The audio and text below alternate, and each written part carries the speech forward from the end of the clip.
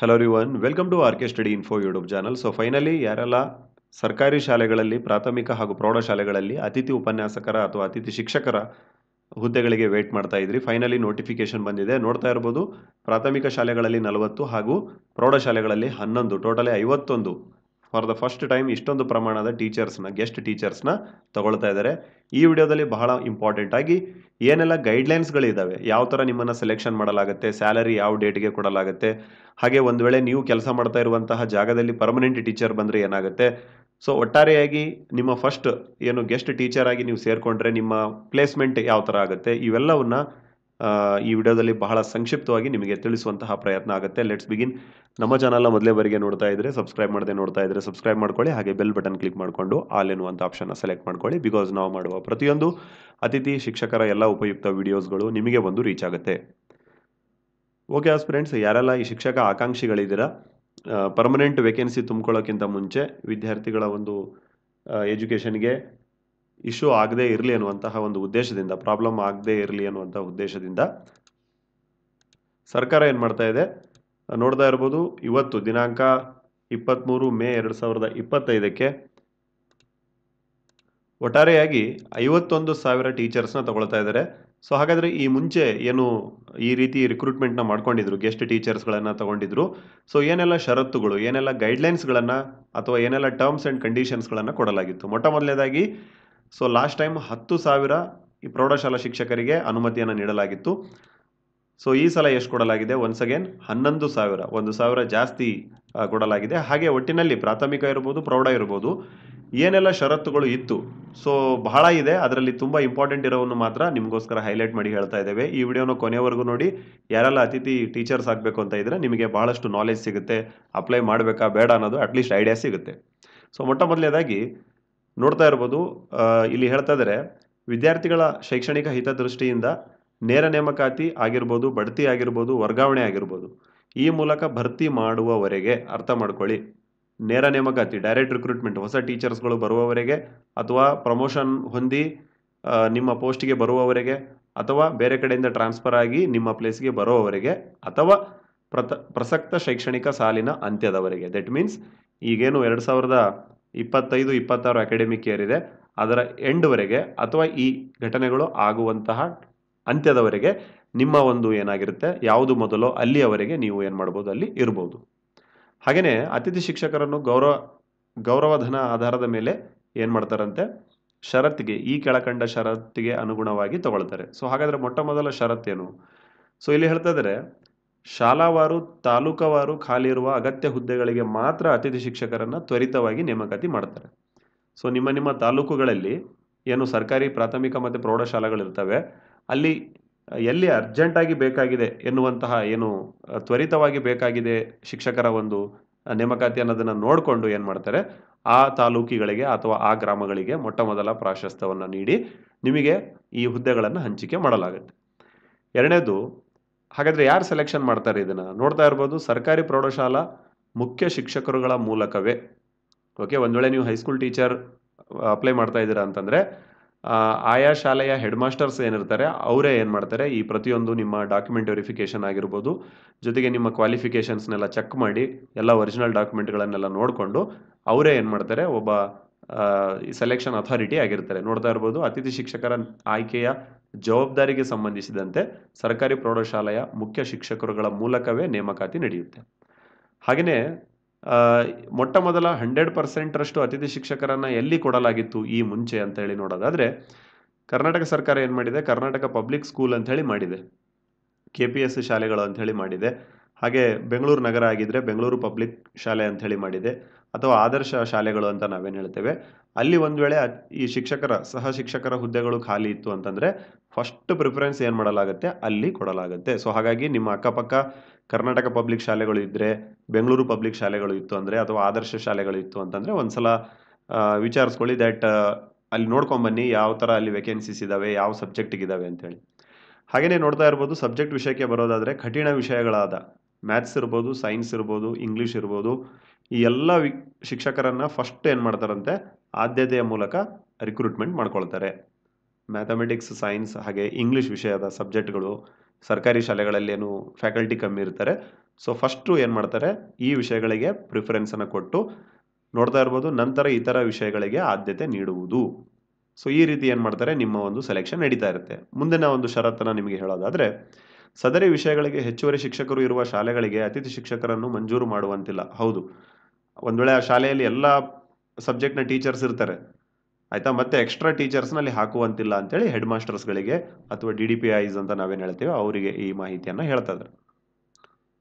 ಹಾಗೆಯೇ ಬಹಳ ಇಂಪಾರ್ಟೆಂಟ್ ಆಗಿ, ಅತಿಥಿ ಶಿಕ್ಷಕರನ್ನು ನೇಮಕ ಮಾಡಿಕೊಂಡ ಹುದ್ದೆಗೆ ವರ್ಗಾವಣೆ ಅಥವಾ ನೇಮಕಾತಿ ಮುಖಾಂತರ ಖಾಯಂ ಶಿಕ್ಷಕರು ಒಂದು ವೇಳೆ ಬಂದರೆ ಏನು ಮಾಡಬೇಕಾಗುತ್ತೆ, ಅಲ್ಲಿ ಕಾರ್ಯನಿರ್ವಹಿಸುತ್ತಿದ್ದ ಅತಿಥಿ ಶಿಕ್ಷಕರನ್ನು ಕರ್ತವ್ಯದಿಂದ ಬಿಡುಗಡೆಗೊಳಿಸಬೇಕಾಗುತ್ತೆ. ತುಂಬ ಇಂಪಾರ್ಟೆಂಟ್ ನೋಡಿ ಇದು, ಸರಿನಾ. ಒಂದು ವೇಳೆ ನೀವು ಅಲ್ಲಿ ಯಾವುದಾದ್ರೂ ಶಾಲೆಯಲ್ಲಿ ಇನ್ಚಾರ್ಜ್ ತೊಗೊಂಡು ಗೆಸ್ಟ್ ಟೀಚರ್ ಆಗಿ ಕೆಲಸ ಮಾಡ್ತಾ ಇರ್ತೀರ, ಸರ್ಕಾರ ಏನು ಮಾಡ್ಬೋದು, ನೇಮಕಾತಿ ಅಥವಾ ಬೇರೆ ಕಡೆಯಿಂದ ಯಾರಾದರೂ ಒಬ್ಬರು ಟ್ರಾನ್ಸ್ಫರ್ ಆಗಿ ಬಂದರೆ, ಪರ್ಮನೆಂಟ್ ಫ್ಯಾಕಲ್ಟಿ ಅವರು ಬಂತು ಅಂದರೆ, ಸೊ ನೀವೇನು ಮಾಡಬೇಕಾಗತ್ತೆ, ನಿಮ್ಮನ್ನು ಆ ಒಂದು ಕರ್ತವ್ಯದಿಂದ ರಿಲೀವ್ ಮಾಡಲಾಗುತ್ತೆ. ಜೊತೆಗೆ ಏನು ಮಾಡಲಾಗುತ್ತೆ, ಈ ಒಂದು ತಾಲೂಕಿನಲ್ಲಿ, ಸೊ ಹಾಗಾದರೆ ಈ ಒಂದು ಪರ್ಮನೆಂಟ್ ಟೀಚರ್ ಬಂತು ಅಂತಂದರೆ ಏನಾಗುತ್ತೆ ನೋಡ್ತಾ ಇರ್ಬೋದು, ತಾಲೂಕಿನಲ್ಲಿ ವರ್ಗಾವಣೆಯಿಂದ ತೆರವಾದ ಹುದ್ದೆಗೆ ಅತಿಥಿ ಶಿಕ್ಷಕರನ್ನು ಹಂಚಿಕೆ ಮಾಡ್ತಾರೆ. ಏನು ಬೇರೆ ಕಡೆಯಿಂದ ಏನು ಬಂದಿರ್ತಾರಲ್ವ ವರ್ಗಾವಣೆಯಾಗಿ, ಒಂದು ವೇಳೆ ಅಲ್ಲಿ ಖಾಲಿ ಇತ್ತು ಅಂದರೆ, ಆ ಪ್ಲೇಸಲ್ಲಿ ಖಾಲಿ ಇತ್ತು ಅಂತಂದರೆ ನಿಮ್ಮನ್ನು ಏನು ಮಾಡ್ತಾರಂತೆ, ಅಲ್ಲಿ ಇಮಿಡಿಯೇಟ್ ಆಗಿ ಈ ತೆರವಾದಂತಹ ಹುದ್ದೆಗೆ ಅತಿಥಿ ಶಿಕ್ಷಕರನ್ನು ಹೊಂದಿಕೆ ಮಾಡ್ತಾರೆ.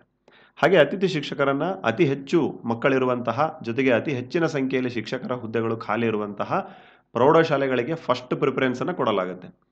ಸರಿನಾ. ಎಲ್ಲಿ ಜಾಸ್ತಿ ಸ್ಟ್ರೆಂತ್ ಇರುತ್ತೆ, ಜೊತೆಗೆ ಎಲ್ಲಿ ಜಾಸ್ತಿ ಪ್ರಮಾಣದ ಶಿಕ್ಷಕರ ಕೊರತೆ ಇರುತ್ತೆ, ಸೊ ಫಸ್ಟ್ ಪ್ರಿಫರೆನ್ಸನ್ನು ಅಂತಹ ಶಾಲೆಗಳಿಗೆ ಕೊಡಲಾಗುತ್ತೆ. ಸೊ ಹಾಗಾಗಿ ಏನು ನಿಮ್ಮ ಲೋಕಲ್ ಶಾಲೆಗಳು ಇರ್ತವೆ ಅಲ್ಲಿ ನೋಡ್ಕೊಳ್ಳಿ, ಯಾವ ಥರ ಅಲ್ಲಿ ಶಿಕ್ಷಕರು ಯಾವ್ಯಾವ ಹುದ್ದೆ ಖಾಲಿ ಇದೆ, ಜೊತೆಗೆ ಎಷ್ಟು ಸ್ಟ್ರೆಂತ್ ಇದೆ, ಅದನ್ನು ಒಂದ್ಸಲ ನೀವು ಹೋಮ್ವರ್ಕ್ ಮಾಡಿಕೊಂಡ್ರೆ ನಿಮಗೆ ನಿಯರೆಸ್ಟ್ ಶಾಲೆಗಳು ಅಥವಾ ನಿಮ್ಮ ನೆಚ್ಚಿನ ಶಾಲೆಗಳು ಸಿಗುವಂತಹ ಸಾಧ್ಯತೆಗಳು ಇರ್ತವೆ. ಅತಿಥಿ ಶಿಕ್ಷಕರನ್ನು ಪ್ರಮುಖವಾಗಿ ಗ್ರಾಮೀಣ ಪ್ರದೇಶಗಳಲ್ಲಿ ಅತ್ಯವಶ್ಯಕವಾಗಿ ಖಾಲಿ ಹುದ್ದೆಗಳಿಗೆ ಆದ್ಯತೆಯ ಮೇರೆಗೆ ನೇಮಿಸ್ತಾರೆ. ಹೌದು, ಸೊ ಅಪ್ಲಿಕೇಶನ್ ಹಾಕಿದ ಮೇಲೆ ಸರ್ನ ಹೇಳ್ತೇವೆ ಯಾವ ಥರ ಅಪ್ಲಿಕೇಶನ್ ಹಾಕಬೇಕು, ಯಾವ ಥರ ಕರೀತಾರೆ, ಪ್ರತಿಯೊಂದನ್ನು ಹೇಳ್ತೇವೆ. ಸೊ ಫಸ್ಟ್ ಆಫ್ ಆಲ್ ನಿಮ್ಮ ಒಂದು ಅವರ ಸರ್ಕಾರದ ಒಂದು ಆದ್ಯತೆ ಎಲ್ಲಿರುತ್ತೆ, ಗ್ರಾಮೀಣ ಭಾಗಗಳಲ್ಲಿ ಏನು ಹುದ್ದೆಗಳು ಖಾಲಿ ಇರ್ತವೆ, ಫಸ್ಟ್ ಅಲ್ಲಿ ಡೆಪ್ಯುಟೇಷನ್ ಮಾಡುವಂಥ ಕೆಲಸವನ್ನು ಮಾಡ್ತಾರೆ. ಸೊ ಹಾಗಾಗಿ ನೀವು ರೆಡಿ ಇರಬೇಕಾಗತ್ತೆ. ಅತಿಥಿ ಶಿಕ್ಷಕರನ್ನು ಆಯಾ ಹುದ್ದೆಗೆ ನಿಗದಿಪಡಿಸಿದ ಕನಿಷ್ಠ ವಿದ್ಯಾರ್ಹತೆಯನ್ನು ಪರಿಗಣಿಸಿ ಮೆರಿಟ್ ಆಧಾರದ ಮೇಲೆ ನೇಮಕ ಮಾಡಬೇಕು. ಹೌದು, ಸರಿನಾ. ಫಸ್ಟ್ ಆಫ್ ಆಲ್ ನಿಮ್ದು ಏನು ಮಾಡ್ತಾರೆ, ಎಜುಕೇಷನ್ ಕ್ವಾಲಿಫಿಕೇಷನ್ಸನ್ನು ಚೆಕ್ ಮಾಡ್ತಾರೆ ಅಲ್ಲಿನ HM. ಸರಿನಾ. ನೀವು UG ಮಾಡಿರ್ತೀರ ಅಂದರೆ ಡಿಗ್ರಿ ಮಾಡಿರ್ತೀರ, ಜೊತೆಗೆ BEd ಅಥವಾ DEd ಅನ್ನು ಮಾಡ್ಕೊಂಡಿರ್ತೀರ, ಜೊತೆಗೆ ಒಂದು ವೇಳೆ ಟೆಟ್ ಎಲ್ಲ ಪಾಸ್ ಆಯ್ತು ಅಂದರೆ ಅದೆಲ್ಲ ಮ್ಯಾಟ್ರ್ ಆಗುತ್ತೆ. CTET ಪಾಸ್ ಆದರೆ ಅಥವಾ PG ಅನ್ನು ಮಾಡ್ಕೊಂಡಿದ್ರೆ, ಸೊ ಇದನ್ನೆಲ್ಲವನ್ನು ನೋಡ್ತಾರೆ. ಬಟ್ ಕನಿಷ್ಠ ವಿದ್ಯಾರ್ಹತೆ ಅಂತೂ ಇರಲೇಬೇಕು. ಹೈಸ್ಕೂಲ್ ಆಗೋದಕ್ಕೆ ಏನಿದೆ, ಹೈಸ್ಕೂಲಲ್ಲಿ ಸೆಲೆಕ್ಷನ್ ಆಗೋದಕ್ಕೆ HSTR ಆಗೋದಕ್ಕೆ BEd ಅನ್ನು ಕೇಳ್ತಾರೆ, ಡಿಗ್ರಿ ಪ್ಲಸ್ BEd ಕೇಳ್ತಾರೆ. ಎಸ್, ಆ ವಿದ್ಯಾರ್ಹತೆ ನಿಮಗೆ ಇರಲೇಬೇಕಾಗುತ್ತೆ. ಪ್ರೈಮರಿ ಆಗಿದ್ದರೆ 1ರಿಂದ 7 ಅಥವಾ 1ರಿಂದ 5 ಪಾಠ ಮಾಡೋದಕ್ಕೆ ನಿಮಗೆ PUC ಪ್ಲಸ್ DEd ಅಂತೇಳಿ ಕೋರ್ಸ್ ಬರುತ್ತಲ್ವ, ಅದು ಆಗಿರಬೇಕು.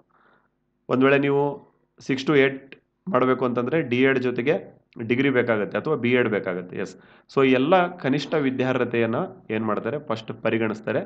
ಜೊತೆಗೆ ಮೆರಿಟ್ ಆಧಾರದ ಮೇಲೆ, ಮೆರಿಟ್ ಅಂತಂದರೆ ಫಾರ್ ಎಕ್ಸಾಂಪಲ್ ಈಗ ಯಾವುದಾದ್ರೂ ಒಂದು ಮ್ಯಾಥ್ಸ್ ಪೋಸ್ಟ್ ಇರುತ್ತೆ, ಮ್ಯಾಥ್ಸ್ ಪೋಸ್ಟಿಗೆ 2 ಅಭ್ಯರ್ಥಿ ಹಾಕಿದ್ದಾರೆ ಅಂತಂದರೆ ಈ 2 ಅಭ್ಯರ್ಥಿಗಳಲ್ಲಿ ಅವರ BEd ಆಗಿರ್ಬೋದು, PG ಆಗಿರ್ಬೋದು, ಅಥವಾ ಏನು ಎಜುಕೇಷನ್ ಮಾಡಿರ್ತಾರೆ ಅದರಲ್ಲಿ ಎಷ್ಟೆಷ್ಟು ಅಂಕ ತೆಗೆದುಕೊಂಡಿದ್ದಾರೆ ಅನ್ನೋದನ್ನು ನೋಡ್ತಾರೆ. ಅದನ್ನೇ ಮೆರಿಟ್ ಅಂತೇಳಿ ಹೇಳ್ತಾರೆ. ಅದರ ಆಧಾರದ ಮೇಲೆ ಏನು ಮಾಡ್ತಾರಂತೆ, ಸೆಲೆಕ್ಷನ್ ಮಾಡ್ಕೊಳ್ತಾರೆ. ಹಾಗೆ ಅತಿಥಿ ಶಿಕ್ಷಕರ ಹಾಜರಾತಿ ವಹಿಯನ್ನು ಪ್ರತ್ಯೇಕವಾಗಿ ನಿರ್ವಹಿಸಬೇಕಾಗುತ್ತೆ. ಹೌದು, ಹಾಜರಾತಿ ವಹಿ ಅಂದ್ರೇನು, ಅಟೆಂಡೆನ್ಸ್. ನಿಮ್ದೇನು ಅಟೆಂಡೆನ್ಸ್ ಇರುತ್ತೆ ಅದನ್ನು ಸಪ್ರೇಟ್ ಒಂದು ರಿಜಿಸ್ಟರ್ ಅಥವಾ ಬಯೋಮೆಟ್ರಿಕ್ ಇರುತ್ತೆ. ಸೊ ಅದನ್ನು ನೀವು ಏನು ಮಾಡಬೇಕಾಗತ್ತೆ, ಡೈಲಿ ಅದರಲ್ಲೇ ಹಾಕಬೇಕಾಗತ್ತೆ. ಹಾಗೆ ನಿಮಗೆ ಏನು ಸಿಗುತ್ತೆ, ಒಂದು ಸ್ಯಾಲರಿ ಸಿಗುತ್ತೆ ನೋಡಿ. ಇಲ್ಲಿ ಹೊಸ ಒಂದು ಸ್ಯಾಲರಿ ಎಷ್ಟಿದೆ, ಹೈಸ್ಕೂಲ್ ಟೀಚರ್ ನೀವು ಆಯಿತು ಅಂತಂದರೆ 12,500 ರೂಪೀಸ್ ನಿಮಗೆ ಸಿಗುತ್ತೆ. ಯಾವುದಿದು, HSTR ಆಯಿತು ಅಂದರೆ. ಹಾಗೆ ಪ್ರೈಮರಿ ಟೀಚರ್ ನೀವು ಆಯಿತು ಅಂತಂದರೆ 12,000 ರೂಪೀಸ್ ಸಿಗುತ್ತೆ. ಸರಿನಾ. ಸೊ ಇದು ಬಹಳಷ್ಟು ಕಡಿಮೆ ಅಂತಲೇ ಹೇಳ್ಬೋದು. ಸೊ ಹಾಗಾಗಿ ಎಲ್ಲ ಅತಿಥಿ ಶಿಕ್ಷಕರ ಏನು ಸಂಘ ಇದೆ, ಐ ಥಿಂಕ್ ಜೂನಲ್ಲಿ ಏನು ಮಾಡ್ತಾ ಇದೆ, ಇದ್ರ ಬಗ್ಗೆ ಸರ್ಕಾರಕ್ಕೆ ಒಂದು ಮನವಿಯನ್ನು ಸಲ್ಲಿಸಬೇಕಂತ ಅಂದ್ಕೊಂಡಿದ್ದಾರೆ. ನೋಡೋಣ ಅದ್ರ ಬಗ್ಗೆ ಏನಾದರೂ ಅಪ್ಡೇಟ್ ಇತ್ತು ಅಂತಂದರೆ, ಇನ್ ಕೇಸ್ ಇದಕ್ಕಿಂತಲೂ ಇನ್ನೊಂದು 3-4 ಸಾವಿರ ಏನಾದರೂ ಜಾಸ್ತಿ ಆಯಿತು ಅಂತಂದರೆ ಖಂಡಿತ ಅದರ ಮೂಲಕ ನಿಮಗೆ ವಿಡಿಯೋಗಳ ಮೂಲಕ ಮಾಡಿ ತಿಳಿಸ್ತೇವೆ. ಈ ಗೌರವಧನ ಪಾವತಿಯನ್ನು ಅತಿಥಿ ಶಿಕ್ಷಕರು ಕರ್ತವ್ಯಕ್ಕೆ ಹಾಜರಾದ ದಿನಾಂಕದಿಂದ ಪಾವತಿಸುವುದು. ಹೌದು, ಫಾರ್ ಎಕ್ಸಾಂಪಲ್ ನೀವು ಜೂನ್ 1ನೇ ತಾರೀಕಿಂದನೇ ಜಾಯ್ನ್ ಆಯಿತು ಅಂತಂದರೆ ಅಲ್ಲಿಂದ ನಿಮ್ಮ ಸ್ಯಾಲರಿ ಏನಾಗುತ್ತೆ ಕೌಂಟ್ ಆಗುತ್ತೆ. ನೀವು ಯಾವ ಡೇಟಿಗೆ ಹೋಗಿ ಜಾಯ್ನ್ ಆಗ್ತೀರಾ ಅಲ್ಲಿಂದ ನಿಮ್ಮ ಸ್ಯಾಲರಿ ಕೌಂಟ್ ಆಗುತ್ತೆ. ಒಂದು ವೇಳೆ ನಿಮಗೆ ಸ್ಯಾಲರಿ 30 ಡೇಸ್ ಆದಮೇಲೂ ಸಿಗಲಿಲ್ಲ, ಮಂತ್ ಎಂಡ್ ಆದರೂ ಸಿಗಲಿಲ್ಲ ಅಂತಂದರೆ, ಒಂದು ವೇಳೆ ಏನು ಅಕ್ಯುಮುಲೇಟ್ ಆಗಿರುವಂಥ ಸ್ಯಾಲರಿ ಇರುತ್ತೆ, ಈ ಹಿಂದೆ ಬರಲಾರ್ದಂಥ ಸ್ಯಾಲರಿ ಎಲ್ಲ ಇರ್ತವೆ, ಅದನ್ನು ಏನು ಮಾಡ್ತಾರೆ, ನೀವು ಯಾವ ದಿನದಿಂದ ಹಾಜರಾಗಿರ್ತೀರ ಅಲ್ಲಿಂದನೇ ಪಾವತಿ ಮಾಡ್ತಾರೆ. ಹಾಗೆಯೇ ಬಹಳ ಇಂಪಾರ್ಟೆಂಟ್ ಆಗಿ ಇಲ್ಲಿ ಹೆಡ್ ಮಾಸ್ಟರ್ ಅವರಿಗೆ ಹಾಗೆ DDPI ಅವರಿಗೆ ಹೇಳ್ತಾ ಇದ್ದಾರೆ. ಸೊ ನೀವೇನು ಮಾಡಬೇಕಾಗತ್ತೆ, ತಾಲೂಕು ಪಂಚಾಯಿತಿ ವಾರು ಏನು ಮಾಡಬೇಕಾಗತ್ತೆ, ಈ ಹುದ್ದೆಗಳು ಎಷ್ಟಿದಾವೆ ಅನ್ನೋದನ್ನು ನೋಡಿಕೊಂಡು ಪ್ರತಿಯೊಂದು ತಾಲೂಕಿನಿಂದ ತಾಲೂಕಿಗೆ ಅತಿಥಿ ಶಿಕ್ಷಕರ ಅದನ್ನು ಏನು ಮಾಡ್ಬೇಕಂತೆ ಈ ಒಂದು ಸೊ ಇದೆಲ್ಲ ಏನು ಮಾಡ್ತಾರೆ, ಈ ಹೆಡ್ ಮಾಸ್ಟರ್ಸ್ಗಳ ಲೆವೆಲಲ್ಲಿ ಮಾಡ್ಕೊಳ್ತಾರೆ. ಹಾಗೆ ಇಲ್ಲಿ ಹೇಳ್ತಾ ಇದ್ದಾರೆ, ಈ ಮುಂಚೆ ಈ ಒಂದು ಕಾಪಿಯನ್ನು ಏನು ಮಾಡಲಾಗಿತ್ತು ಎಲ್ಲ ಹೆಡ್ ಮಾಸ್ಟರ್ಸ್ಗಳಿಗೆ, ಹಾಗೆ DDPI ಆಫೀಸರ್ಸ್ಗಳು ಏನಿರ್ತವೆ, ಉಪನಿರ್ದೇಶಕರ ಕಚೇರಿ ಜಿಲ್ಲೆಯಲ್ಲಿ ಏನಿರ್ತವೆ, ಸೊ ಅವರಿಗೆ ಈ ಒಂದು ಕಾಪಿಯನ್ನು ಕೊಡಲಾಗಿತ್ತು. ಸೊ ಹಾಗಾಗಿ ಯಾರೆಲ್ಲ ಈ ಒಂದು ಅತಿಥಿ ಶಿಕ್ಷಕರಾಗಬೇಕಂತ ಇದ್ದೀರಾ, ಸೊ ನಿಮಗೆ ಈ ರೀತಿಯ ಎಲ್ಲ ಒಂದು ಷರತ್ತುಗಳು ಗೈಡ್ಲೈನ್ಸ್ಗಳನ್ನು ಸರ್ಕಾರ ಏನು ಮಾಡುತ್ತೆ, ಫಾಲೋ ಮಾಡಲಾಗುತ್ತೆ. ಸೊ ಹಾಗಾಗಿ ಯಾರೆಲ್ಲ ಅತಿಥಿ ಶಿಕ್ಷಕರಾಗಬೇಕು ಅಂತ ಇದ್ದೀರಾ, ಸದ್ಯದಲ್ಲಿ ಏನು ಮಾಡ್ತಾರೆ, 51,000 ಟೀಚರ್ಸ್ನ ರಿಕ್ರೂಟ್ಮೆಂಟ್ ಮಾಡ್ತಾರೆ.